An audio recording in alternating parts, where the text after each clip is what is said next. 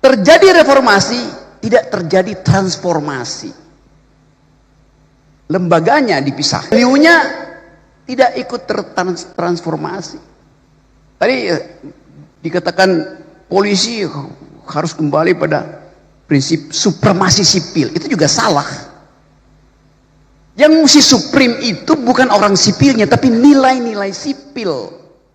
Jadi yang benar bukan supremacy, civilian supremacy, tapi the supremacy of civilian value. Supremasi dari nilai-nilai sipil. Di dalam demokrasi, mau tentara, mau satpam, mau akademisi, profesor, punya ijazah apa nggak punya ijazah, tunduk pada nilai sipil. Lampu merah artinya tentara harus berhenti, polisi harus berhenti, profesor harus berhenti. Itu namanya nilai sipil. Jadi lampu merah itu nilai sipil, lampu hijau nilai sipil. Itu yang kita mau biasakan kan. Jadi sebetulnya kita mau bongkar dulu bahwa kenapa hari-hari ini ada ketakutan pada, tadi Usman Hamid pakai istilah the revival of authoritarianism. Sebetulnya itu masih abstrak, kembalinya otoritarianisme. Lebih tepat creeping militarism. Pengamat dunia sekarang menganggap Indonesia militerisme itu lagi merangkak, creeping. Dan itu yang sebetulnya lebih berbahaya daripada reformasi. Reformasi TNI tersusul oleh creeping militarism, kita balik pada the revival of authoritarianism. Itu soalnya tuh. Jadi saya mau terangkan bahwa ada reformasi, terjadi pemisahan lembaga tentara dan militer. Tapi hanya sekedar reformasi, bukan transformasi. Kenapa? Karena nilai-nilai militeristik tidak tercegah di 98. Nilai-nilai itu carry over ke dalam sistem demokrasi. Jadi sebetulnya kita belum masuk di dalam era demokrasi. Reformasi tidak menghasilkan demokrasi.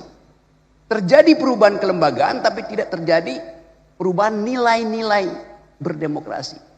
Dengan kata lain, kalau kita sebut kita pindah dari otoriter ke demokrasi, pindah itu artinya langkah keluar dari orde baru masuk ke orde reformasi. Kita baru keluar dari, belum masuk ke. Lembaga-lembaganya lengkap, KPU ada, parlemen ada, Mahkamah Konstitusi ada, DPR ada. Lembaganya lengkap, tapi pelembagaan belum berlangsung sempurna. Hanya itu yang mau kita pastikan. Jadi sekali lagi, kalau kita mau bicara tentang reformasi, transformasi, apapun istilahnya, kita mesti lihat bahwa kondisi kelembagaan kita itu tidak menghasilkan pelembagaan, hanya ada perubahan di dalam lembaga. Tetapi kita mulai lihat bahwa ada inisiatif lokal untuk menghasilkan ide tentang demokrasi. Waktu demonstrasi Agustus kemarin saya ada di Pekanbaru di Riau. Nemenin Irjen Heri Heriawan, Kapolda Riau. Demonstrasi yang besar itu, saya datang ke situ. Yang dipajang di depan para demonstran, menyambut para demonstran bukan panser, bukan water cannon, tapi spanduk besar ditulis oleh Kapolda Riau, Saudara Heri Heriawan. Selamat datang para pejuang aspirasi. Bayangin coba, dia sambut dengan spanduk itu. Nggak ada ketakutan, demonstran ngoceh suka-sukanya. Karena dia anggap demonstrasi itu pejuang aspirasi.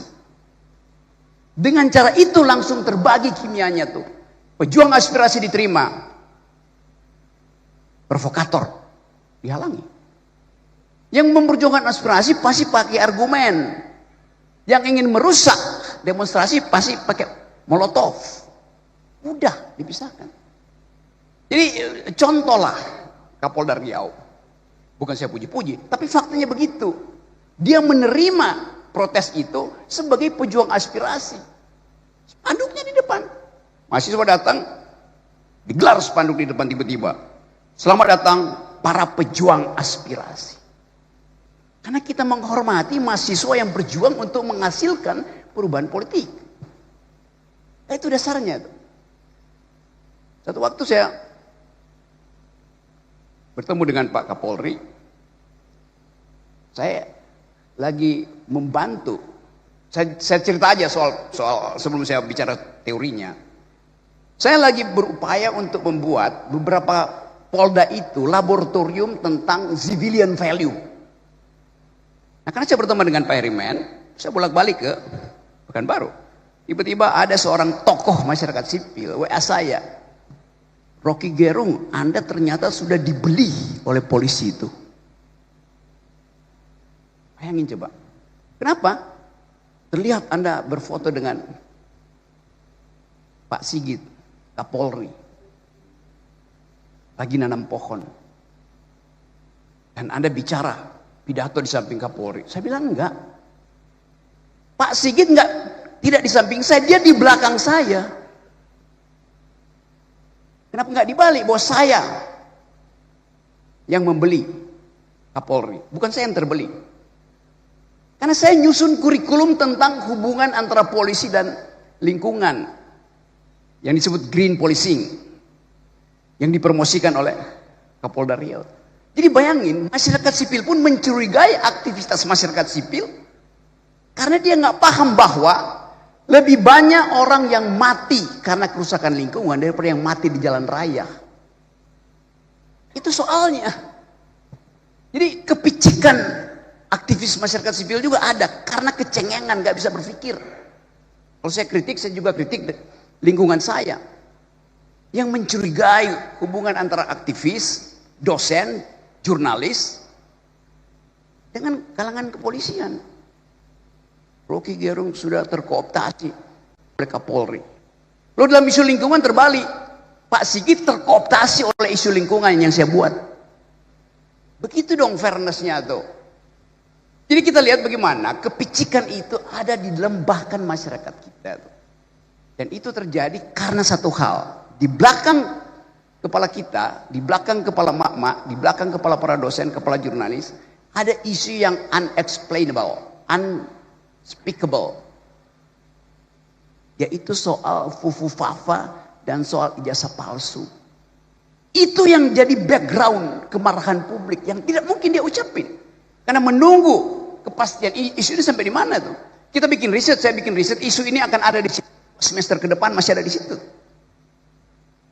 Jadi kita mau coba bahas sekaligus apa yang kita sebut sebagai reformasi sebetulnya basisnya adalah kecurigaan masyarakat sipil terhadap penyelesaian kasus-kasus yang sangat sensitif. Mereka tidak bisa ucapkan. Saya pakai satu istilah. Deep psychology, psikologi dalam masyarakat kita adalah bimbangan, kecurigaan, ketidakpastian. Ketidakpastian politik sekarang disiram dengan ketidakpastian ekonomi. Maka orang akan cari siapa yang harus bertanggung jawab?